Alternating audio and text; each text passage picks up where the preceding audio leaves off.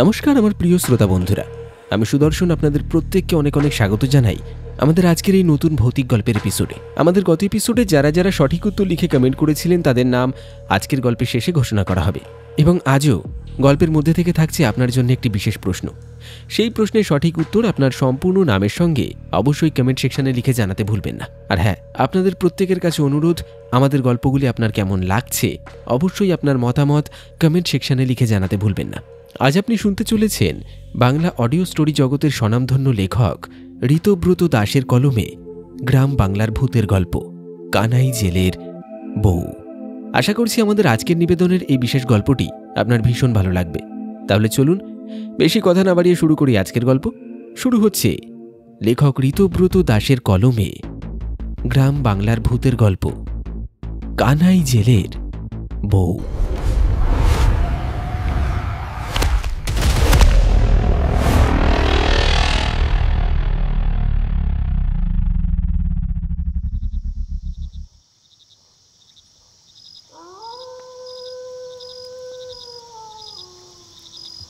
গ্রামের প্রান্তে ঘন জঙ্গলের ধারে একটা ভাঙা নদীর ঘাটে শ্মশান পাড়ের ভেতর বসে আছেন সাধু বাবা। তার চোখ দুটো জবা ফুলের মতো লাল, কপালে ছাইয়ের টিপ। বাইরের দুর্যোগপূর্ণ রাতের অন্ধকার তার গভীর চেহারায় এক অলৌকিকতা যোগ করেছে। মালতী সেখানে নত জানু হয়ে বসে আছে। তার ভেতরের সমস্ত যন্ত্রণা যেন এক কঠিন প্রতিজ্ঞায় রূপান্তরিত হয়েছে। সাধু বাবা বললেন, আর কেঁদো না মা, কেঁদো না। গমগমে স্বরে বললেন কথাটা। সেই স্বর যেন গভীর থেকে উঠে আসা কোনো প্রাচীন মন্ত্র। যে পাপ করেছে তার শাস্তি হবে, প্রকৃতির বিচার কখনো ফেরে না। সাধু বাবা তার হাতে দিলেন কালো কুচকুচে ছাইয়ের মতো দেখতে একটু বস্তু। সেটি তন্ত্রমন্ত্রে সিদ্ধ করা। তারপর বললেন, এই নে, এটা তোকে খোকার কাছে যাওয়ার পথ দেখাবে। অপঘাতে মৃত্যু হওয়া প্রেতাত্মা তারা মুক্তি না পেলে অস্থির থাকে, কিন্তু সঠিক তন্ত্রে তাকে কাজে লাগানো যায় বই কি। তার চোখের স্থির দৃষ্টি মালতীর চোখে পড়ল। এটা দিয়ে তুই এই কাজগুলো করবি। কাল রাতে যখন ঘোর দুর্যোগ নামবে, তখন প্রকৃতির আলো আঁধারির খেলায় জগৎ বিভ্রান্ত থাকবে। তুই মাছ ধরার সেই ডোবার পাড়ে গিয়ে এই বস্তুটি মন্ত্র পড়ে জলে ভাসিয়ে দিবি। মন্ত্র তোকে দেওয়া আছে। তোর ছেলে, সেই অভাগা খোকা, তার প্রেত শক্তি তখন সেই জল থেকে উঠে আসা এক ছলনার পথ খুঁজবে। সেই পথ তোর শত্রুকে তোর কাছে টেনে আনবে, আর ব্যাস, তোর কার্য সিদ্ধি হয়ে যাবে। মুক্তি পাবে সে, আর উপযুক্ত শাস্তি পাবে সেই দুষ্কর্মকারী যে ওই নিষ্পাপ জীবনটা হরণ করার সাহস করেছে। যা, ফিরে যা, তুই যা। মালতীর চোখ কঠিন হয়ে গেল। সে মাথা ঝুঁকিয়ে প্রণাম জানালো। তার হাতে ধরা সেই বস্তুটি যেন এখন আর শুধু পোড়া ছাই নয়, বরং প্রতিশোধের বীজ।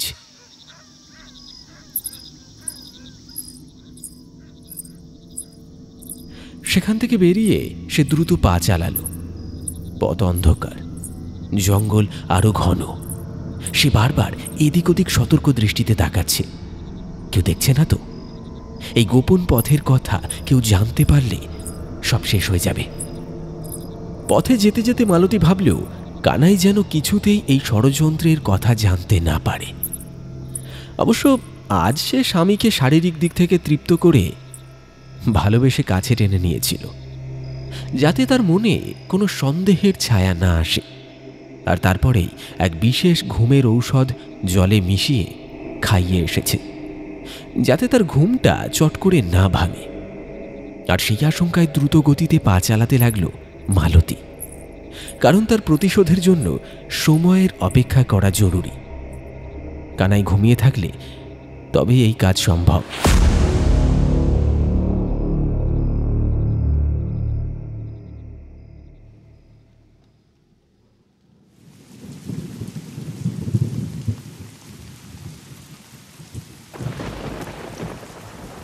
সেদিন মুষলধারে বৃষ্টি নেমেছে বাইরে।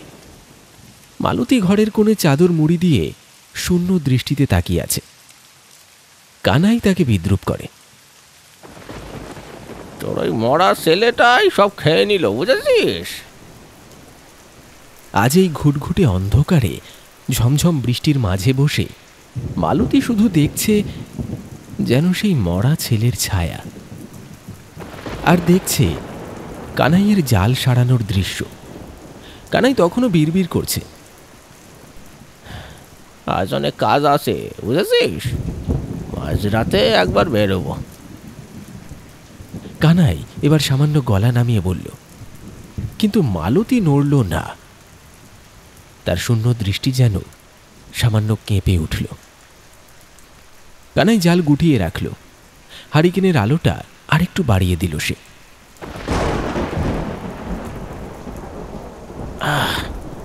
কাল বাজারে যাব, বুঝলি?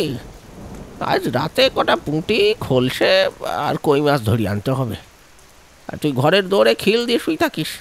খবরদার রাত বিরেতে বাইরে আসিস না যেন। ওই মরা শয়তানটা আবার। কানাই কথা শেষ করতে পারল না, কারণ দরজার বাইরে থেকে তখন কেউ যেন একটা ফিস ফিস করে তার নাম ধরে ডাকল, কানাই।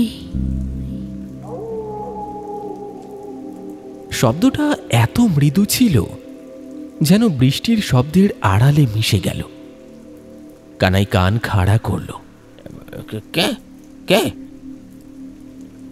মালতী স্থির, তার ঠোঁটের কোণে যেন এক চিলতে হাসি। বাইরের বৃষ্টি তখন আরো তেতে উঠেছে। মনে হচ্ছে যেন কেউ ঘরের চালের ওপর সজোরে নখ আঁচড়াচ্ছে। হারিকেনের শিখাটা কেঁপে উঠল একবার, কিন্তু মালতী নড়ল না। তার নিষ্পন্দ চোখ দুটিতে কেবল হারানো অতীতের ছায়া। কানাই যাকে মরা ছেলে বলে বিদ্রূপ করে, সেই স্মৃতি যেন আজ মালতীকে এক জীবন্ত পাথরের মূর্তিতে পরিণত করেছে। কানাইয়ের জানা ছিল না, অথবা সে জানতে চায়নি, মালতীর পূর্বজীবন ছিল নিদারুণ এক অভিশাপের নাম। মালতী ছিল অদূরের এক শান্ত গ্রাম আমতলির বধূ। তার দেহের ভাঁজে ভাঁজে ছিল যেন প্রকৃতির অপরূপ লাবণ্য। উজ্জ্বল শ্যামবর্ণ চামড়ায় যৌবনের এক দুরন্ত দীপ্তি, যা গ্রামের পুরুষদের চোখ টানত ঈর্ষায় আর নারীদের চোখ ভরে দিত ঘৃণায়। বিবাহের কয়েক বছর পরেই এক রাতে তার স্বামী বিনা রোগেই মারা গেল। আর অমনি আমতলি গ্রামের লোক মালতীকে ডাইনি আখ্যা দিল। যে লাবণ্য একদিন তার প্রশংসা কুড়িয়েছিল, আজ সেই গতরের বাঁধনই হয়ে উঠল কাল। এ কিসের লাঞ্ছনা! বাড়িতে কেউ মারা গেলে, গরু ওলা উঠায় ভুগলে, বা কোনো শিশু আচমকা অসুস্থ হলে গ্রামের প্রতিটি মানুষ আঙুল তুলত তার দিকে। শ্বশুরের ফোঁসফোঁসানি, শাশুড়ির কর্কশ তিরস্কার আর প্রতিবেশীদের ফিসফিসানি তার জীবনকে দুর্বিষহ করে তুলেছিল।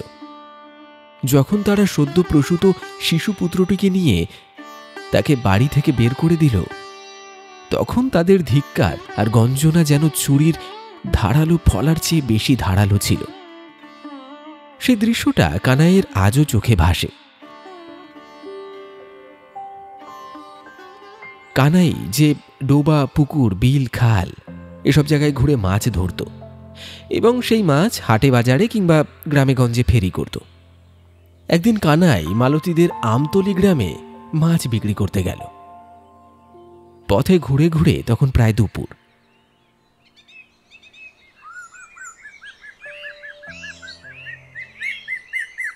মাছ তেমন কিছুই বিক্রি হয়নি আজ।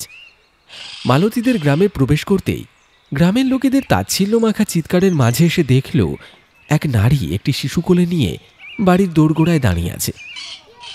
তার মাথার কাপড় সরে গেছে, চোখ দুটো জলে ভেজা, কিন্তু সেই বিষাদময় রূপেও এমন এক অনবদ্য আকর্ষণ ছিল যা কানাইয়ের চোখ ফেরাতে পারল না। কানাই এগিয়ে গেল।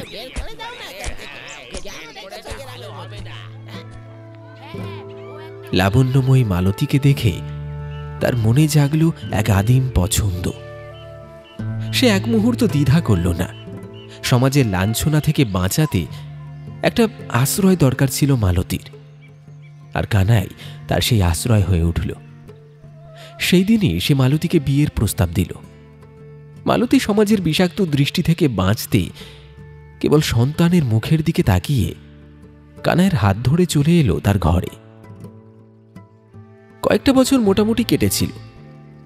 কানাই মৎস্যজীবী মানুষ, সে ছিল প্রকৃতির মতোই সরল, কিন্তু তার মনে ছিল জটিলতার বীজ। মালতীর রূপ তাকে মুগ্ধ করেছিল। তার প্রতি কানাইয়ের মোহ ছিল দুর্নিবার।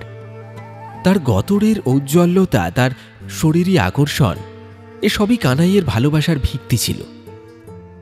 কিন্তু মালতীর সঙ্গে যে তার প্রথম পক্ষের ছেলেটিও এসেছিল, তাকে কানাই একেবারেই পছন্দ করত না। তাকে দেখলেই তার গাটা জ্বলে উঠত। মনে হতো যেন সে এই ভালোবাসার মোহে এক অবাঞ্ছিত কাঁটা।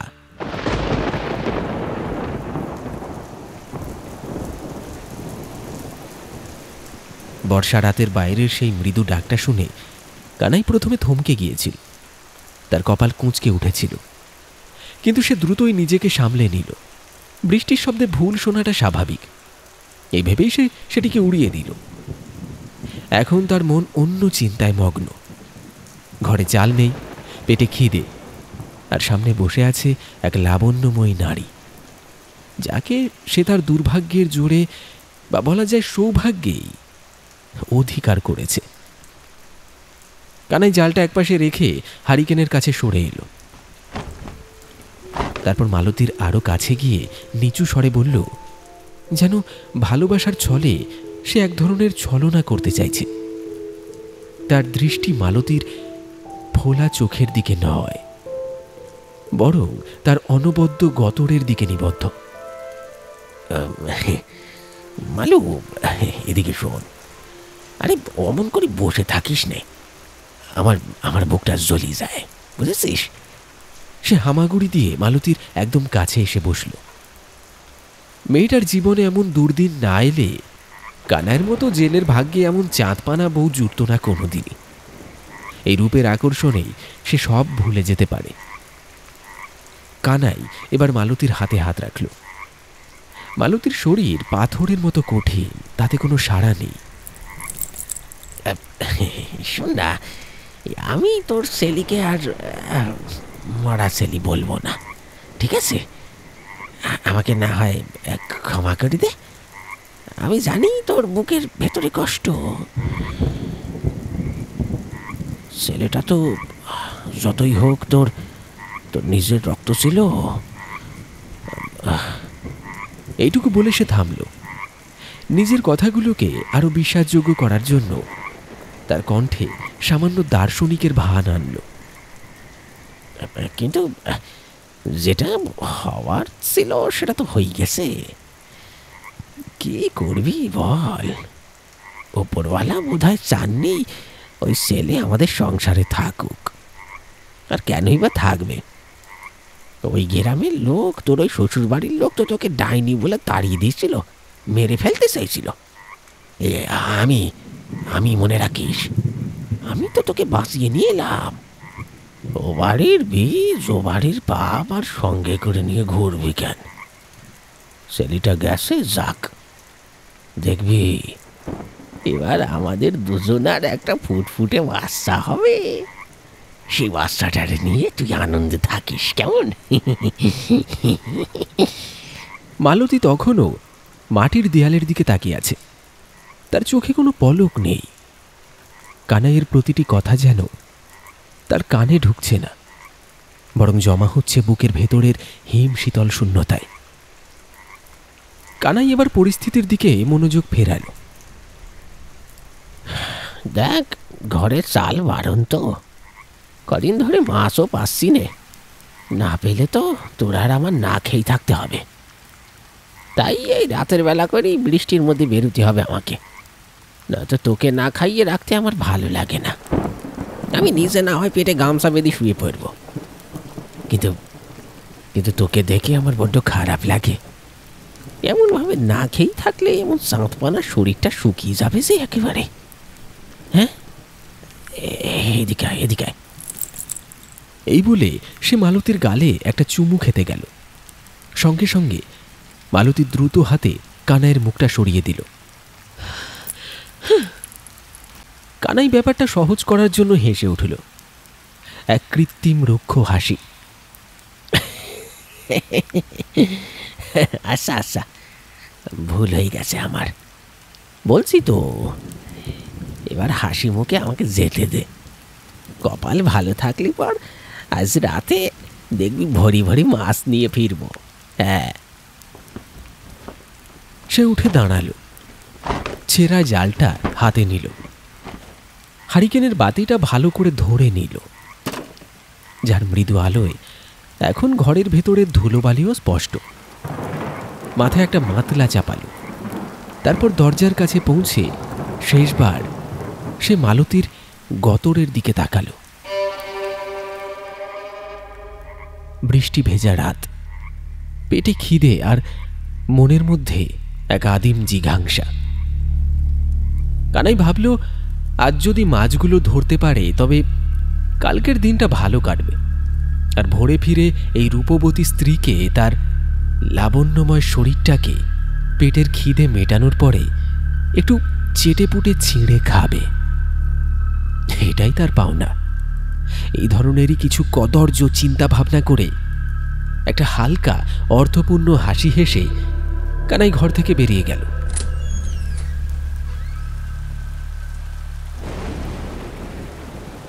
দরজাটা বাইরে থেকে টেনে দিল সে। শব্দ হলো না, কেবল হারিকেনের আলোটা ডোবার দিকে যাওয়া ভেজা পথটায় কাঁপতে কাঁপতে মিলিয়ে গেল।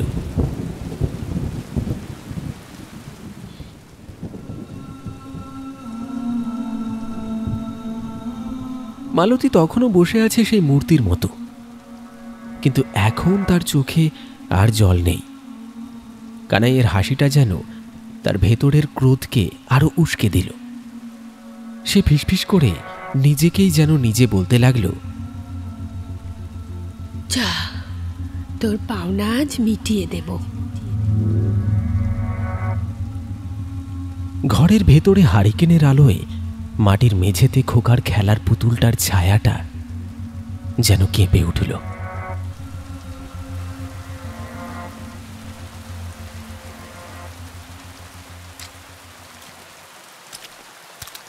কানাই যখন হারিকেন হাতে ঘর থেকে বেরিয়ে এলো, বাইরে তখন প্রকৃতির রুদ্র রূপ।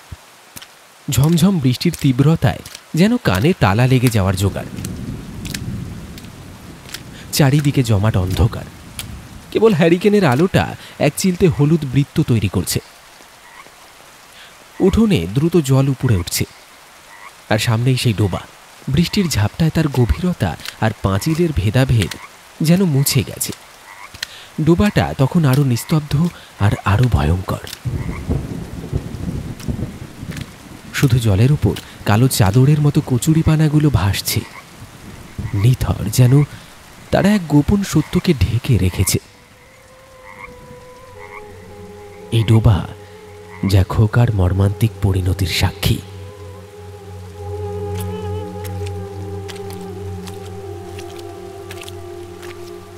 উঠোন পেরিয়ে কানাই যেই রাস্তার কাছে পৌঁছতে গেল, তার ভেজা চোখ দুটো হঠাৎই হারিকেনের আলোয় ঝলমল করে উঠল।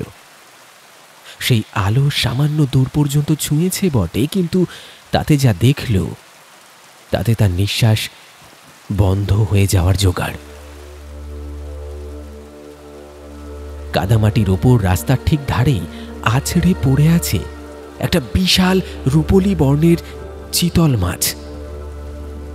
মাছটার দৈর্ঘ্য প্রায় 1.5 হাত, ওজন 10 কেজির বেশি হবে তো কম নয়। মাছটা তখনও অল্প অল্প নড়ছে, যেন শেষ নিঃশ্বাসটুকু ফুরিয়ে যায়নি। এই অন্ধকারে দুর্যোগের রাতে এমন রাজকীয় শিকার! কানাইয়ের চোখের লোভ দ্রুত জ্বলন্ত কাঠকয়লার মতো জ্বলে উঠল। সে বিশ্বাস করতে পারল না। দ্রুত একবার চোখ ডোলে ভালো করে তাকাল। হ্যাঁ, মাছটা সেখানেই পড়ে আছে। তার মনে হলো এত বড় মাছ এখানে এলো কি করে? অবশ্য হতে পারে ডোবা থেকে লাফিয়ে উঠে এসেছে। মুহূর্তের জন্য একটা ঠান্ডা স্রোত তার মেরুদণ্ড দিয়ে বয়ে গেল। সামনেই সেই ডোবাটা, যে ডোবার পাঁকে সে একদিন। কথাটা ভাবতেই কানাই একটু সতর্ক হয়ে গেল।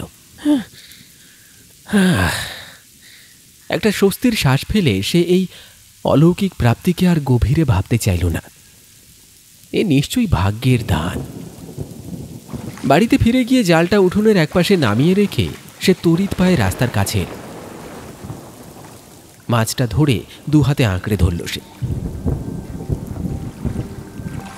কি অসম্ভব ঠান্ডা মাছটার শরীর, আর কি পিচ্ছিল! বাপরে বাপ, এ যেন মাছ নয়, একখণ্ড বরফের ডেলা। অনেক কষ্ট করে কানাই সে বিশাল চিতলটাকে টেনে হিঁচড়ে ঘরে ঢোকালো।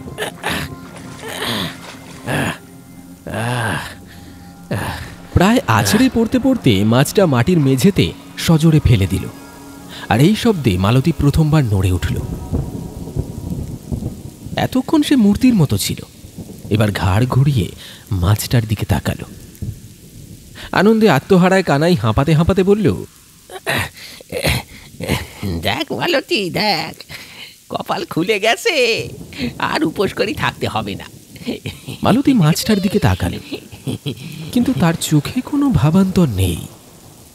চিতল মাছের রূপলি শরীর থেকে তার চোখে যেন কিছুই প্রতিফলিত হলো না, কেবল সেই গভীর শূন্যতা।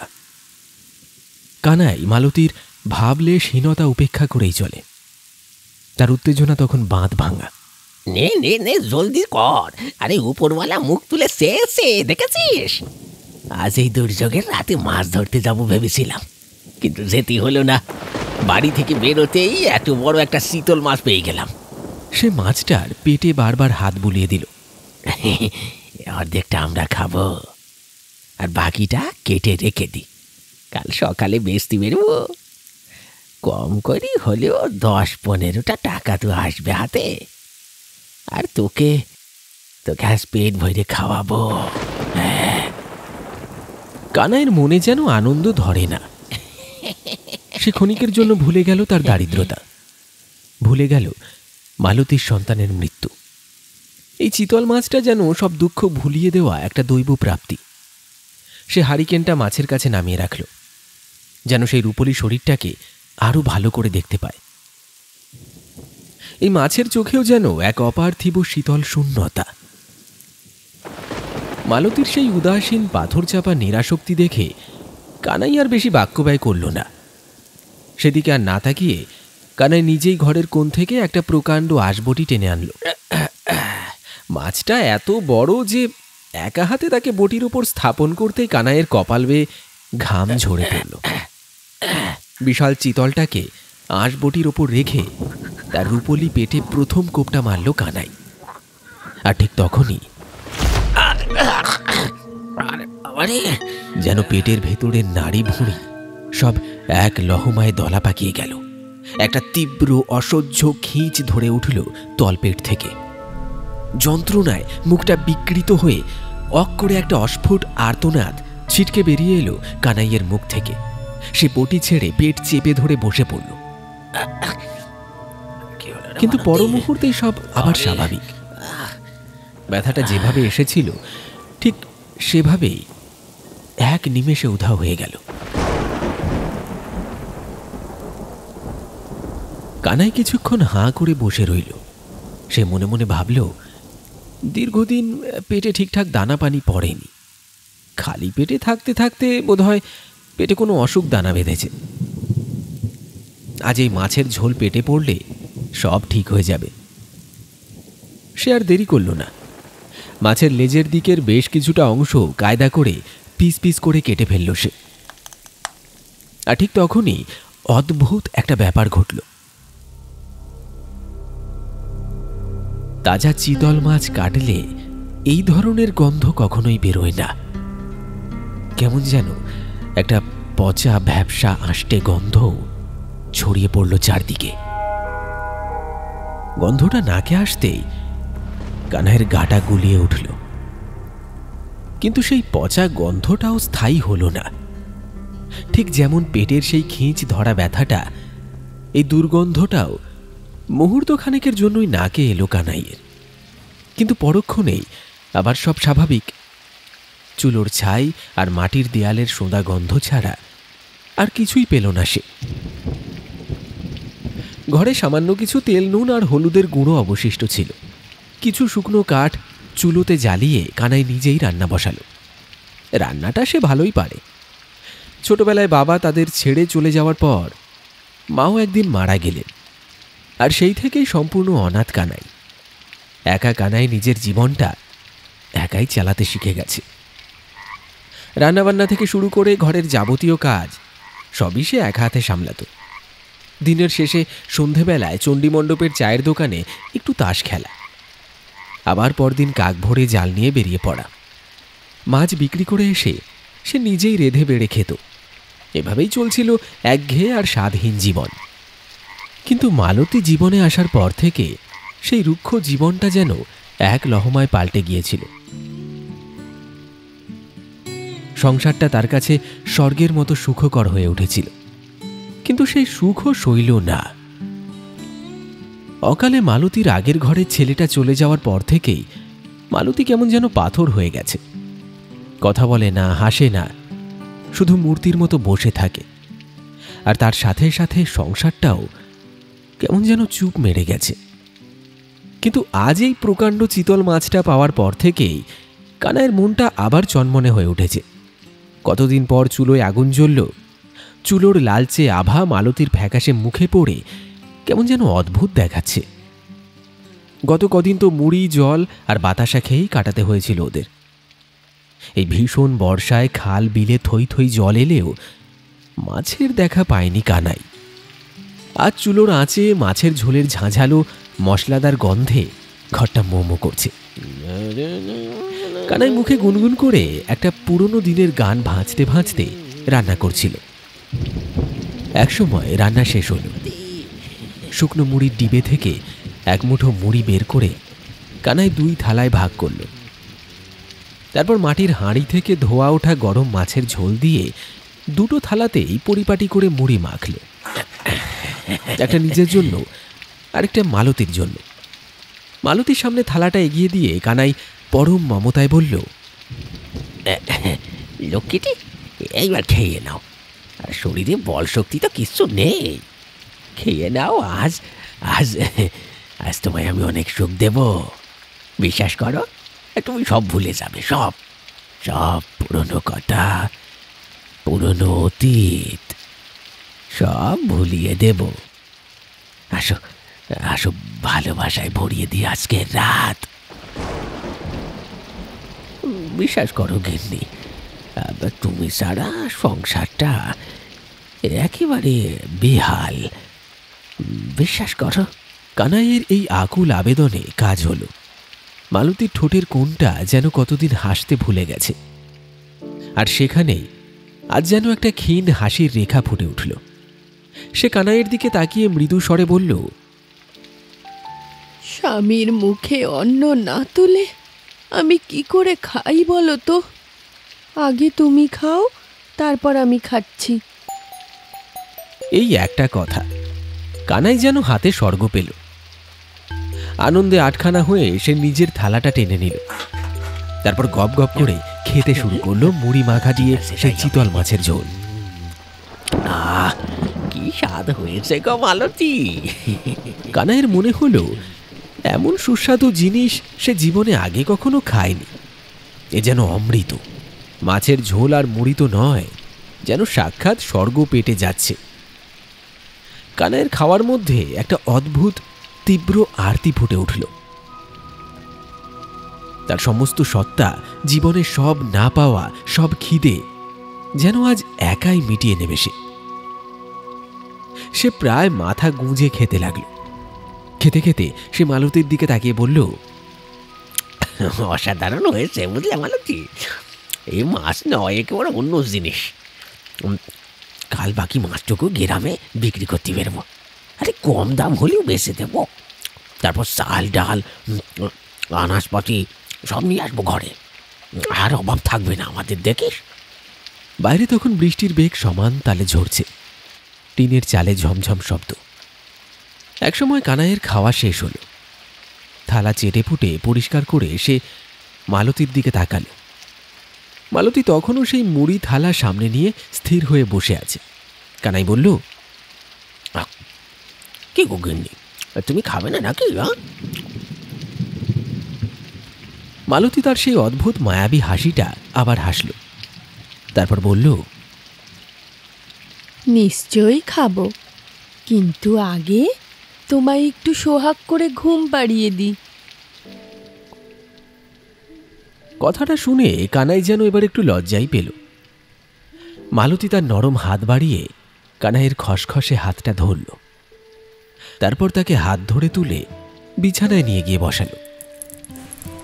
বাইরে বর্ষার রাত, আর ঘরের ভেতর চুলোর নিভু নিভু আভা। মালতী তার সমস্ত সোহাগ দিয়ে কানাইকে ভরিয়ে দিল। কানাই যখন উত্তেজনার চরম শিখরে গিয়ে পৌঁছেছে, ঠিক সেই সময় আবার পেটের ভেতর সেই একই রকম অস্বাভাবিক তীব্র মোচড়টা দিয়ে উঠল।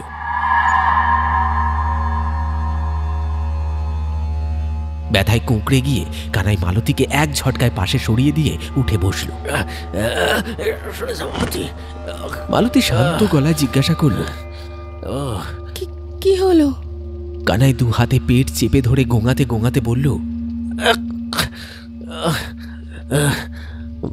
বড় মোচড় দিচ্ছে, কেন কি জানি বুঝতে পারছি না। পেটের কোনো ব্যারাম হইল কিনা কে জানে। মালতীর সেই শান্ত শীতল প্রশ্নে কানাইয়ের জিভ অসাড় হয়ে গেল। সে শুধু দু হাতে পেটটা চেপে ধরে গোঙাতে পারল। কথা শেষ হলো না। যে মোচড়টা দিয়ে শুরু হয়েছিল সেটা এবার ভয়ঙ্কর স্ফীতিতে রূপান্তরিত হলো। কানাই অনুভব করল তার পেটের ভেতরটা কেউ যেন হাঁপড় দিয়ে ফোলাচ্ছে, একটা তীব্র অসহ্য চাপ। মালতী, চল মালতী, চল। সে বিছানা থেকে নেমে দাঁড়ানোর চেষ্টা করল, কিন্তু পারল না। তার নিজের পেটই তার ভার কেন্দ্রকে টলিয়ে দিচ্ছে। সে দেখল তার গামছার বাঁধনটা পেটের স্ফীতিতে টুক করে খুলে পড়ে গেল। আর তারপরে যা ঘটল তা মানুষের কল্পনার অতীত। তার পেটটা জামরুলের মতো মসৃণ হয়ে ফুলে উঠেছে, চামড়ায় টান পড়ছে, শিরা উপশিরাগুলো দড়ির মতো পেকে উঠছে। গ্যাস গ্যাস গ্যাস, এত গ্যাস হয়েছে মনে হচ্ছে। কানাইয়ের আতঙ্কিত মস্তিষ্ক একটা যুক্তি খোঁজার চেষ্টা করল। তার মনে হলো যেন পেটের ভেতরটা দাউ দাউ করে জ্বলছে। এই জ্বালাটা তাকে নেভাতে হবে। মালতী, মালতী, জল দাও, জল দাও মালতী। এরপর সে চিৎকার করতে চাইল, কিন্তু গলা দিয়ে একটা ঘর ঘরে আওয়াজ বেরোলো শুধু, মালতী।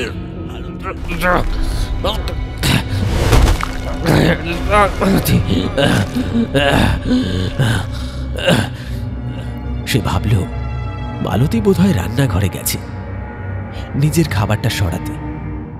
কি নির্দয়! স্বামী যন্ত্রণায় মরছে আর সে খেতে গেল। কানাই টলতে টলতে ঘরের কোণে রাখা জলের কলসির দিকে এগোলো।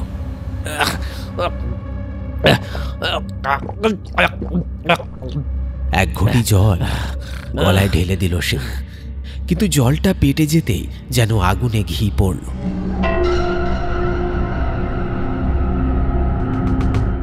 একটা তীব্র হিস হিস শব্দ হলো পেটের ভেতর। যেটুকু জ্বালা ছিল তা যেন হাজার গুণ বেড়ে গেল। আর সেই সাথে স্ফীতিটাও। কানাই দেখল তার পেটটা ফুলে একটা প্রকাণ্ড ঢাকের আকার নিয়েছে। চামড়াটা এত টান টান যে মনে হচ্ছে এক্ষুনি ফেটে চৌচির হয়ে যাবে। কিন্তু তার চেয়েও ভয়াবহ যা ঘটল তা হলো তার পেটের ভেতর থেকে, চামড়ার নিচ থেকে একটা অদ্ভুত অসুস্থ লালচে আভা ঠিকরে বেরোতে শুরু করেছে। কানাই প্রথমে ভাবল এটা হয়তো হারিকেন বাতির ভেতরে জ্বলতে থাকা আগুনের প্রতিফলন, কিন্তু হারিকেনের আগুনের আলো তো এরকম হওয়ার কথা নয়। এই আলোটা আসছে তার তার নিজের পেটের ভেতর থেকে। ঠিক সেই মুহূর্তে মালতী রান্নাঘরে ছিল না। সে এসে দাঁড়িয়েছিল ঘরের মূল দরজার চৌকাঠে, অন্ধকারের সাথে মিশে। তার হাতে তখনও ধরা মুড়িমাখা মাছের ঝোলের থালাটা। সে কানাইয়ের এই বীভৎস রূপান্তর, তার লাল হয়ে ওঠা পেট আর তার পশুর মতো গোঙানি সব দেখল, কিন্তু তার মুখে কোনো ভাবান্তর নেই। বাইরে তখন মুষলধারে বৃষ্টি। মালতী এক পা বাইরে বাড়ালো।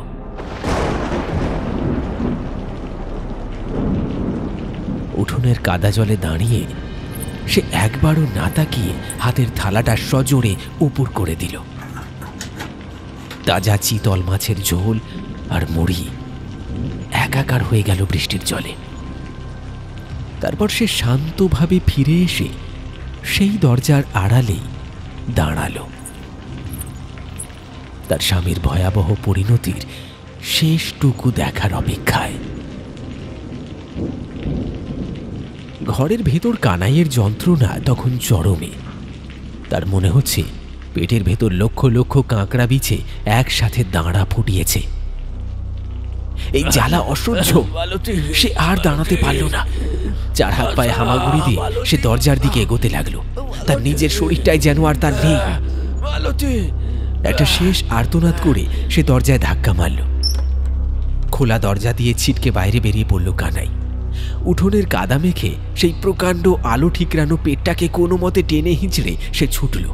তার লক্ষ্য একটাই, ওই জল, ওই পচা ডোবার জল। এই আগুন নেভাতেই হবে তাকে। ডোবার জল সমস্তটা খেয়ে নিলেই যেন তার শান্তি হবে। পচা পাতা আর আবর্জনার তীব্র গন্ধ ছাপিয়ে কানাই ঝাঁপ দিল সেই খোলা জলে। জলে পড়ার একটা বিকট শব্দ হলো ঠিকই, কিন্তু কানাই ডুবল না। একটা অদ্ভুত নারকীয় ভারসাম্যে তার শরীরটা আটকে গেল। তার সেই প্রকাণ্ড স্ফীত পেটটা একটা বীভৎস ফাতনার মতো তাকে জলের ওপর ভাসিয়ে রাখল। পেটের ভেতরে সেই লালচে আভা ডোবার কালো জলকেও আলোকিত করে তুলছে। অসম্ভব সেই ভারসাম্যে কানাইয়ের পিঠ আর মাথা জলের নিচে তলিয়ে গেল, অথচ পেটটা ভেসে রইল জলের ওপর। সে সোজা হওয়ার জন্য জলের নিচে প্রাণপণ হাত পা ছুঁড়তে লাগলো, কিন্তু পারল না। তার নিজের দেহই তার কবর হয়ে উঠেছে। তার পেটের ভেতরে যেন কেউ অদৃশ্য হাওয়া ভরে দিয়েছে। কানাইয়ের খোলা মুখ দিয়ে পচা ডোবার খোলা জল তার ফুসফুসে ঢুকতে লাগলো, আর জলের উপরে তার ভেসে থাকা পেটের ওপর বৃষ্টির ফোঁটাগুলো পড়ে টুপটাপ শব্দ করতে লাগলো। দরজার অন্ধকারে দাঁড়িয়ে মালতী স্থির চোখে সেই লাল আভাটার দিকে তাকিয়ে রইল, যতক্ষণ না সেটা ধীরে ধীরে নিভে যায়, ডোবার অন্ধকারের সাথে মিশে যায়। একটা সময় থেমে গেল কানাইয়ের ছটফটানি, সমস্ত জ্বালা, সমস্ত যন্ত্রণা। শুধু শরীরটা ভেসে রইল পচা ডোবার কচুরিপানার জলে।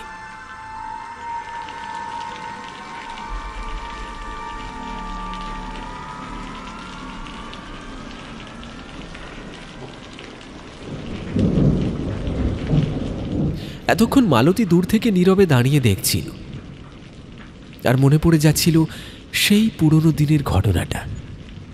সেই বিষাদ মাখা দিনগুলোর মধ্যে একটি ঘটনা আজও মালতীর মনে কাঁটার মতো বিঁধে আছে।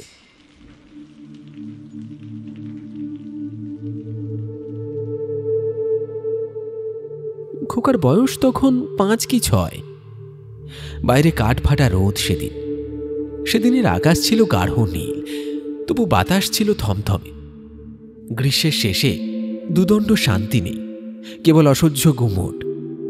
কানাই সেদিন জাল ফেলতে দূরের বিলে গিয়েছিল, কিন্তু মাছের দেখা নেই। খাল পুকুর সব শুকিয়ে কাঠ। দুপুরে যখন ফিরল তখন তার মেজাজ ছিল তেঁতো। রাগের আঁচ যেন তার কপালে স্পষ্ট।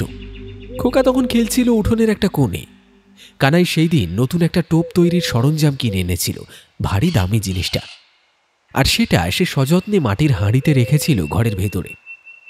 খেলার ছলে খোকা কখন যে সেই হাঁড়ির কাছে চলে গেছে মালতী খেয়াল করেনি। কানাই যখন বিরক্ত মুখে উঠোনে পা রাখল, ঠিক তখনই দেখল খোকা কৌতূহলী চোখে সেই হাঁড়ি উপর করে বসে আছে। কাঁচের গুঁড়ো, সুতো আর দামি টোপের দলা সব মাটিতে মিশে একাকার। কানাইয়ের শরীর রাগে কাঁপতে শুরু করল। তার চোখের হিংস্র দৃষ্টিতে ঘরের ভেতরকার গুমোট বাতাসও যেন জমে গেল। কি করছিস শয়তানের বাচ্চাটা? হ্যাঁ, কানাইয়ের কণ্ঠস্বর স্বাভাবিক ছিল না, যেন কোনো হিংস্র পশু গর্জাল। খোকা ভীতু চোখে উঠে দাঁড়ালো। সে বুঝতে পারেনি সে কি সর্বনাশ করেছে। আরে এটা ধরেছিস কেন তুই? এটা কি তোর বাপের সম্পত্তি নাকি? হ্যাঁ, সাদা সব নষ্ট করে দিলি। হ্যাঁ, সব নষ্ট করে দিল। কানাই ঝাঁপিয়ে পড়ল তার উপর। মালতী রান্নাঘরে ছিল, চিৎকার শুনে ছুটে এলো। ওগো ওগো, মেরো না ওকে, ছেড়ে দাও ওকে, দোহাই তোমার। কিন্তু কানাই তখন উন্মত্ত। দারিদ্র্যের জ্বালা আর খোকার প্রতি জন্মগত বিদ্বেষ সব যেন সেদিন এক হয়ে গিয়েছিল। সে খোকাকে এক হাতে তুলে হিঁচড়ে উঠোন বেরোল। তারপর রাস্তায় যখন বেরোলো তখন রাস্তায় কোনো মানুষ নেই। সামনে ডোবাটা মজে গেলেও তার তলদেশে গভীর পাঁক ছিল। আজ তোকে শেষ করে দেবো। মালতী আর্তনাদ করে পেছন থেকে কানাইয়ের পা চেপে ধরল। ওগো, দোহাই তোমার, আমার ছেলেকে তুমি মেরো না। আমার পায়ের কাছ থেকে। কানাই মালতীকে এক ধাক্কায় দূরে সরিয়ে দিল। খোকা তখন ভয়ে কাঁপছে, তার কচি মুখটা ফ্যাকাশে। কানাই ডোবার ধার ঘেঁষে তাকে সজোরে ছুঁড়ে ফেলে দিতে চাইল, কিন্তু কেবল ভয় দেখাতে। কিন্তু পাটটা ছিল নরম, বর্ষার জলে স্যাঁতস্যাঁতে। খোকাকে ছুঁড়ে ফেলার বদলে খোকার ছোট্ট শরীরটা পা ফসকে ডোবার কচুরিপানার নিচে কাদা আর আগাছার মধ্যে পিছলে গেল।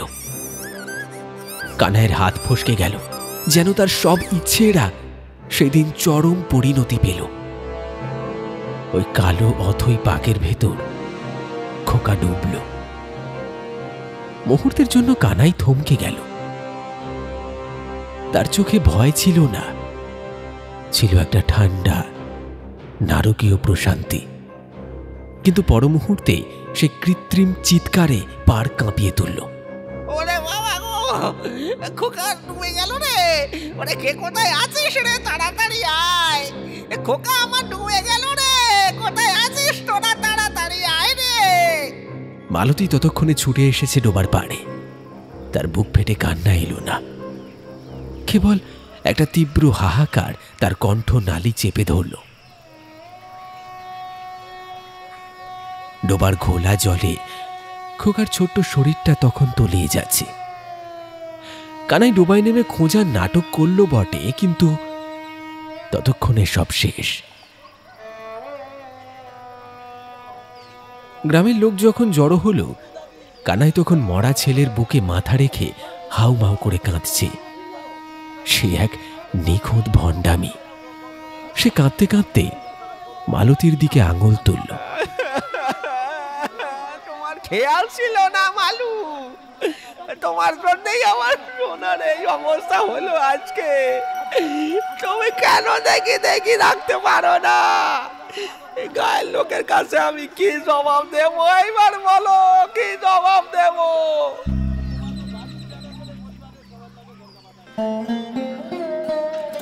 মালতী সেদিন কানাইয়ের একটি কথাও শোনেনি।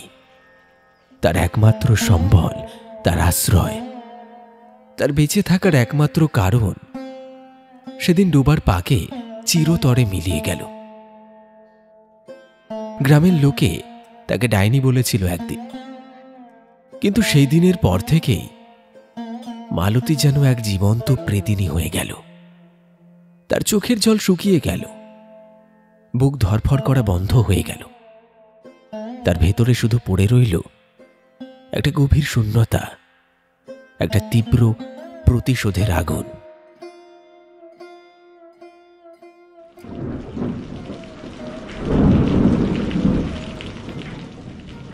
ডোবার কালো জল ততক্ষণে ধীরে ধীরে স্থির হয়ে এসেছে। বৃষ্টিটা কমেছে, আর সেই অদ্ভুত অসুস্থ লাল আভাটা রাতের অন্ধকারের সাথে একেবারে মিশে গেছে। কানাইয়ের শেষ বুদবুদটাও আর উঠল না। টিনের চালের থেকে ঝরে পড়া বৃষ্টির ছাঁট এসে লাগছিল মালতীর খালি পায়ে। সে একদৃষ্টে তাকিয়ে আছে সেই পচা ডোবাটার দিকে। তার মুখ ভাবলেশীন পাথর। এইমাত্র সে তার জীবনের সমস্ত যন্ত্রণার অবসান ঘটাল।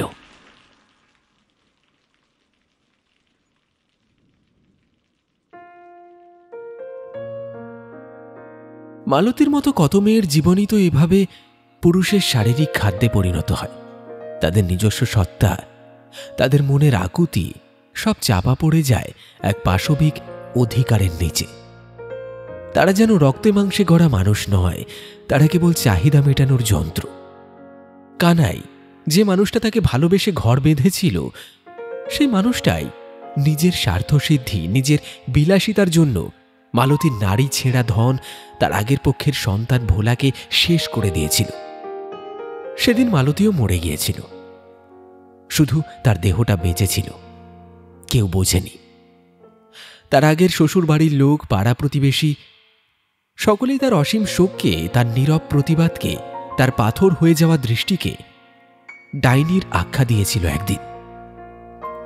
কেউ একবারও ফিরে তাকায়নি, বোঝার চেষ্টা করেনি যে এই মেয়েটিও একদিন রক্তে মাংসে গড়া একটা সাধারণ মানুষ ছিল। তারও কষ্ট হয়, তারও বুক ফাটে।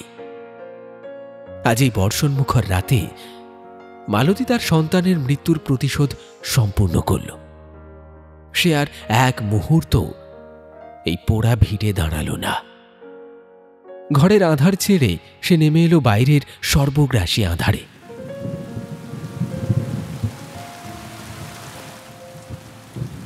বৃষ্টিটা আবার নেমেছে,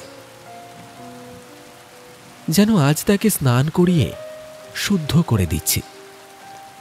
সে হাঁটতে লাগল, তবে কোনো নির্দিষ্ট লক্ষ্যের দিকে নয়। শুধু এই গ্রাম, এই চেনা পৃথিবী, এই দম বন্ধ করা স্মৃতিগুলো ছেড়ে বহু দূরে।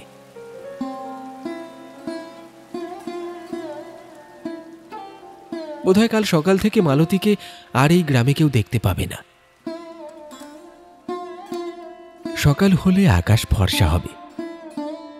গ্রামের লোক যখন পচা ডোবার পাশ দিয়ে যাবে, তারা দেখবে জলের ওপর ভাসছে কানাইয়ের সেই অস্বাভাবিক ফুলে ফেঁপে ওঠা বিকৃত মৃতদেহটা। হয়তো এইবারও এই গ্রামের সহজ সরল মানুষগুলো একজোট হয়ে মালতীকেই ডাইনি ভাববে। তারা ভাববে সেই ডাইনি তার স্বামীকে হত্যা করে রাতের অন্ধকারে পালিয়ে গেছে। লোকের মুখে কত নতুন নতুন গল্প তৈরি হবে, কিন্তু আসল সত্যটা, সেই সত্যটা এই মাটির পৃথিবী জানল না। সেটা কেবল জানে ওই উপরে থাকা ভগবান, আর জানে মালতী, আর জানে আকাশের কোনো এক কোণে তারার মতো জ্বলতে থাকা মালতীর সেই ছোট্ট অকালে ঝরে যাওয়া প্রাণের প্রিয় সন্তান ভোলা।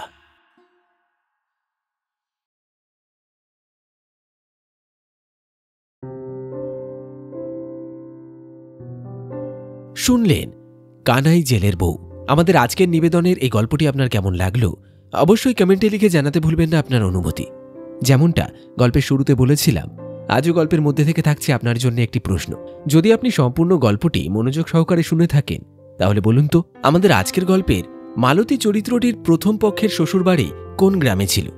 খুবই সহজ একটি প্রশ্ন। প্রশ্নের উত্তর আপনার সম্পূর্ণ নামের সঙ্গে কমেন্ট সেকশনে লিখে জানান। আপনাদের মধ্যে থেকে যারা সঠিক উত্তর দেবেন তাদের নাম আগামী গল্পে ঘোষণা করা হবে। তাহলে চলুন একবার ঝটপট দেখে নেওয়া যাক আমাদের গত এপিসোডে কারা কারা সঠিক উত্তর লিখে কমেন্ট করেছিলেন। আমাদের গত এপিসোডে সঠিক উত্তর লিখে কমেন্ট করেছিলেন কাইয়ুম মোল্লা, মোহাম্মদ মসিরুদ্দিন রহমান, গণেশ দাস, মিঠু দাস, রিয়া দাস, তন্ময়, গীতেশ পাত্র, রাজেশ, সুপনা, অতীশ, অনুশ্রী, মল্লিকা বারিক, শেখ মুস্তাকিন, প্রীতি দাস, সমর্পিতা দাস, প্রিয়াঙ্কা প্রামাণিক, শাহিন গাজী, রাধারানী বিষ্ণু, পূজা মণ্ডল, শঙ্কর মণ্ডল, অমিতা ঠাকুর, দেবাশিস পাল, সার্থক মণ্ডল, সুষমা মণ্ডল, হেমন্ত মণ্ডল, মিলন দোলাই, সঞ্জয়, বাপন দাস, সাহিল, মৌসুমী মান্না, অনিক মান্না, মজাম ফুল, বিট্টু, নীলাম্বর, শিব নারায়ণ পাল, তাপস দাওয়ান, পূজা দাওয়ান, প্রতাপ, উমা মণ্ডল এবং প্রদীপ মণ্ডল। গল্পে থাকা প্রশ্নে সঠিক উত্তর দেওয়ার পাশাপাশি অবশ্যই আমাদের গল্পগুলি আপনার কেমন লাগছে সেই ফিডব্যাকটি দিতে ভুলবেন না, কারণ এতে করে আমরা আগামীতে আরও ভালো ভালো গল্প আপনাদের জন্য নিয়ে আসতে পারবো। আজকের মতো এপিসোডটি এখানেই শেষ করা যাক। আবার দেখা হবে একটা টান টান উত্তেজনায় পরিপূর্ণ রোমাঞ্চকর গল্পের সাথে আগামী এপিসোডে। ততক্ষণের জন্য সকলে খুব ভালো থাকবেন, সুস্থ থাকবেন। ধন্যবাদ।